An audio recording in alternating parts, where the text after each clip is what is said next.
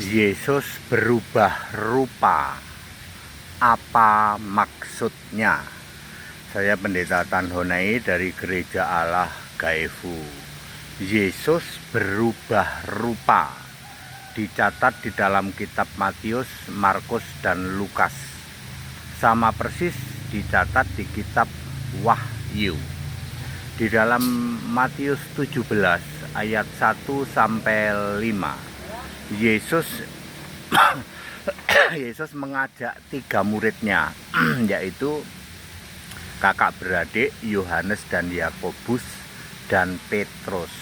3 murid diajak oleh Yesus naik ke atas gunung yang tinggi.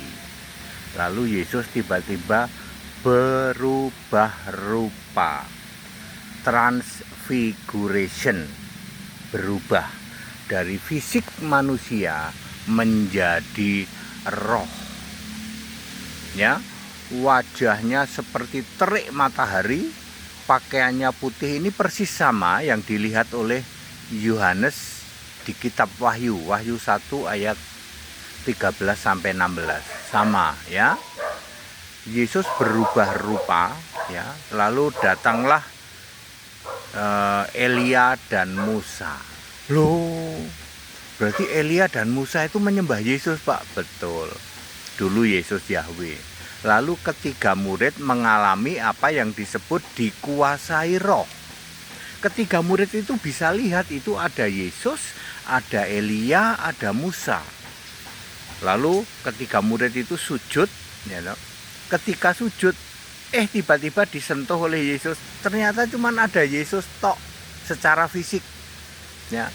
Jadi apa yang dilihat oleh ketiga murid, Yesus berubah rupa, itu disebut ketiga murid mengalami dikuasai roh. Dia bisa melihat ada Yesus, ada Elia, ada Musa. Ya, di kitab lain malah dia malah ditulis kami bikin 3 kemah ya gitu. 1 untuk Yesus, 1 untuk Musa, 1 untuk Elia. Kok dia tahu ya itu Musa, itu Elia? Padahal belum pernah ketemu. Kalau kita dikuasai oleh roh, maka kita tahu, oh itu Musa, oh itu Ibrahim, oh itu, nah dan seterusnya. Jadi Anda yang mengimani Ibrahim AS, atau Musa AS, atau Elia AS, nanti waktu di surga kalian nggak kenal. Nggak ada itu Musa AS, Elia AS nggak ada. Tetapi kalau Musa ada, Musa tok nggak pakai AS, Elia ada, Ibrahim ada, Daud ada, tapi yang pakai AS tidak ada. Mana yang AS, mana yang AS, Musa AS mana? Diketawain kamu, ya. Ini bukti bahwa Musa hanya ada 1, ya. Musa itu hanya ada 1, Elia hanya ada 1. Tidak ada Musa AS, tidak ada itu. Itu gadungan, ya. Lalu maksudnya Yesus apa? Mengapa Yesus berubah rupa? Yesus menunjukkan bahwa dia adalah roh, sama dengan roh Allah, sama dengan roh kudus, sama dengan roh Tuhan, sama dengan roh Yesus. Lalu terdengarlah suara, inilah anakku yang kukasihi, kepadanya lah aku berkenan, dengarkanlah dia. Itu suara siapa? Suara Roh Kudus. Dikonfirmasi di dalam 2 Petrus 1 ayat 17. Yang mengatakan itu suara Bapa, kalau deket saya tak tendang itu orang. Bapa itu bisu. Yohanes 5 ayat 37. Bapa tidak pernah memperdengarkan suaranya. Jadi itu siapa? Suara Roh Kudus yang maha mulia. Diverifikasi di 2 Petrus 1 ayat 17. Dan Kisah Para Rasul 13 ayat 2. Berkatalah Roh Kudus, yang bisa bersuara itu Roh Allah, Roh Kudus, Roh Yesus, Roh Tuhan, Roh Kristus. Kalau Bapa tidak bisa. Jadi yang mengatakan inilah anakku, itu suara Bapa. Kalau deket saya tak tendang itu orang. Ya, seperti itu. Jadi clear ya.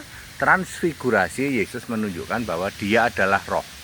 Dia adalah Roh Kudus, dia adalah roh Allah, dia adalah roh Tuhan, satu roh dan roh yang sama. Very clear ya. Ya, mudah sekali memahami ya, tapi kalau pikiran tidak dibuka mengerti kitab suci, dia nggak ngerti apa-apa loh. Ya, transfigurasi di dalam Matius pasal 17 ayat 1 sampai 5 dicatat di kitab Markus dan kitab Lukas, nggak ngerti apa-apa. Padahal itu sangat simple bahwa Yesus adalah roh. Ya, satu roh dan roh yang sama dengan roh Allah, roh Yesus, roh Kristus, roh Kudus, sama. Ya, satu roh dan roh yang sama. 1 Korintus 12 ayat 11. Very clear, back to the scripture, kembali ke Alkitab. Segala hormat kemuliaan Yesus Kristus, satu-satunya Allah yang benar. Haleluya. Amin.